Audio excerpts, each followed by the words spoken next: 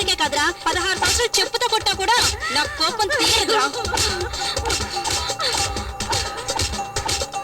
దేవుడు నీకు మంచి శిక్ష వేశాడు.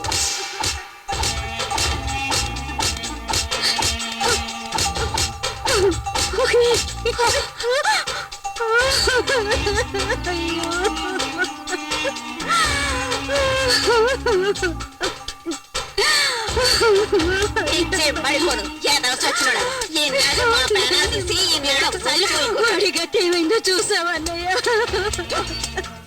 ఎన్నాళ్ళకి ఊరు ఈ చేసిన ఘనకార్యాలకి ప్రతి నెల 1000 రూపాయలు ఇచ్చేవాడిని. ఇప్పుడు ఈ కర్మకాండ కూడా నేనే ఇస్తాను.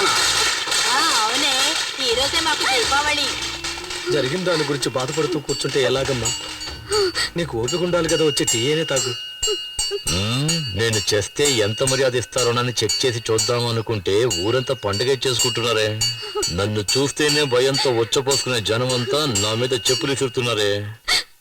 నా తల్లి కళ్ళలో కన్నీళ్లు కనిపిస్తున్నాయి, కానీ నా పెళ్ళం కళ్ళలో అటువంటిది కనబట్టలేదే.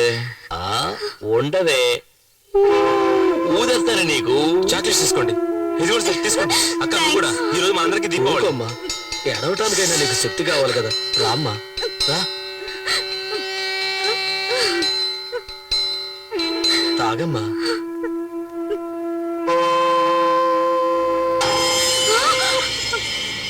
ఏవే, నీ కన్న కొడుకు డెడ్ బాడీగా ఉంటే సింగిల్ టీ హ్యాపీగా తాగుతున్నావా?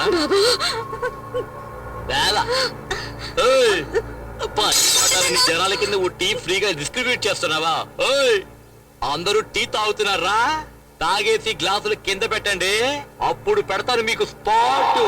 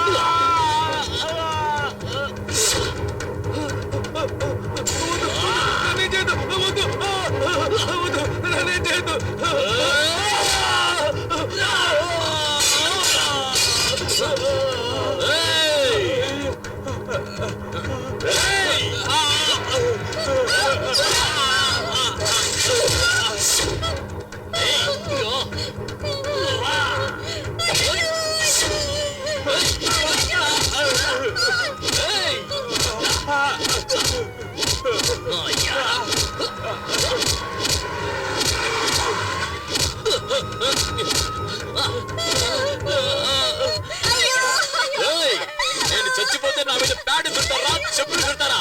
మిమ్మల్ని ఏం చేస్తానో చూడండి.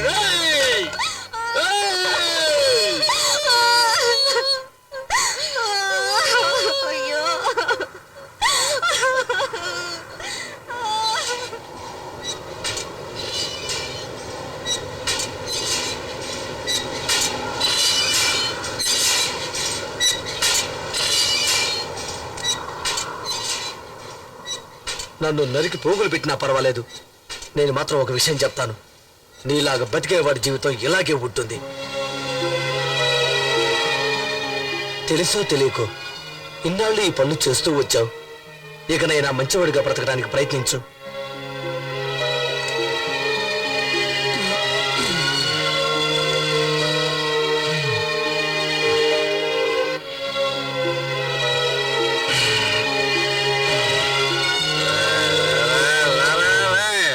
వద్దరా నేను నీతో వస్తాను సరేలేరా పద వెళ్దాం ఈడు పెద్ద వస్తాదులాగా పీకుతా ఉన్నాడు కానీ ఈడికి తెలియకుండా ఈ పిల్లం ఏం చేసిందో తెలుసా ఏం చేసిందంటే నా చేతికి చిక్కాడంటే నరికి పోగులు పెట్టేస్తా ఎవరయ్యా ఇతను మా నాన్నరా నాన్న ఏలు పెట్టాల్సిన వయసులో ఏలులో పొగేట్రా అని చెప్పి తీసేసి బీడీ పెట్టాడు రా బీడీ పెట్టాడు బీడీ